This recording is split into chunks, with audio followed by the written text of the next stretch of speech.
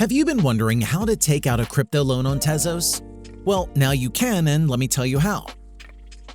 Yupana is the first open source and non-custodial lending protocol on Tezos. In this video, you will learn how to borrow crypto assets, how to avoid liquidation, how to pay back the loan, how to withdraw deposited collateral. Firstly, open Yupana Finance and sync your Tezos wallet. Yupana is an over-collateralized lending protocol. This means you need to supply supported assets that can be used as collateral before borrowing. You can find a more detailed explanation of how Yupana works in our documentation. The link is in the description. The collateral factor limits the size of your loan. For example, if you supply 100 TES and the current collateral factor is 50%, you can borrow at most 50 TES worth of other assets at any time. Let's deposit collateral. In the Supply Assets chart, we choose from our available assets.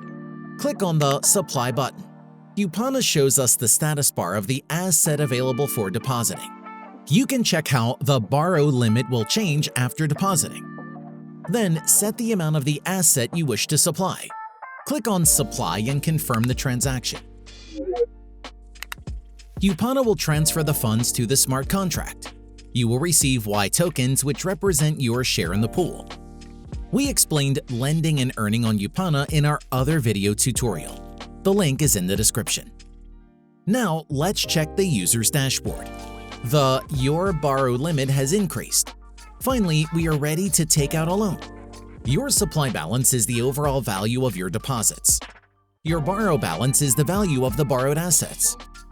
Net APY is the ratio of supplies and borrows APYs. In addition, you can check your borrowing limit. It is the maximum value of the loan you are eligible for. The liquidation limit is the credit limit after which any user can liquidate your position. On the Your Supply Assets chart, you can see your active deposits. To take out a loan, you have to set supplied assets as collateral. To do that, you can switch the toggle button. Thus, lenders and borrowers can seamlessly assume both roles. Borrowing happens in the Borrow Assets chart. Borrowers pay interest on the loans. You can check the interest percentage in the Borrow APY column. The interest rate of the loan depends on the specific asset. It is determined by the ratio of supply and demand for the asset. Choose the asset you want to borrow. We'll choose KUSD. Click on the Borrow button. Then set the amount that is available to you. The maximum borrowing amount is calculated from the collateral size, collateral factor, and available liquidity in the pool. Yupana calculates your borrow limit for you to avoid liquidation. We'll explain liquidation later in this video. After you set the amounts, click Borrow and confirm the transaction. The funds will go to your wallet. Okay, now let's explain liquidation.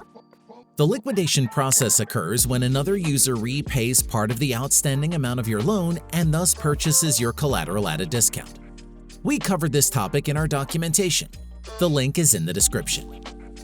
Loans have no time limit, but rising interest rates and exchange rate volatility may change your supply-debt ratio. As a result, your liquidation limit may deteriorate, leading to eventual liquidation. To avoid the liquidation of your collateral, pay attention to your liquidation limit. Try to keep that number below 80%. To increase it, you can partially repay the loan or replenish more assets as your collateral. Once you are ready to repay the loan, you return the borrowed asset and you can then withdraw anything you have supplied, bringing us full circle. To repay the loan, open the Your Borrowed Assets tab and click on the Repay button. Now, you can set your available amount of assets. Pay attention to how your borrow limit is changing. Decide how much you'll pay and click on Repay, then confirm the transaction. The last step is withdrawing the collateral. This happens in the Your Supply Assets section. The deposit can be withdrawn at any time unless it's already serving as collateral. Also, the user cannot withdraw his deposit if there are insufficient funds on the smart contract. This happens when other users borrow assets. Click on the Withdraw button. Set the available amount of the asset. Withdrawing collateral affects your borrowing limit. Click on Withdraw, then confirm the transaction.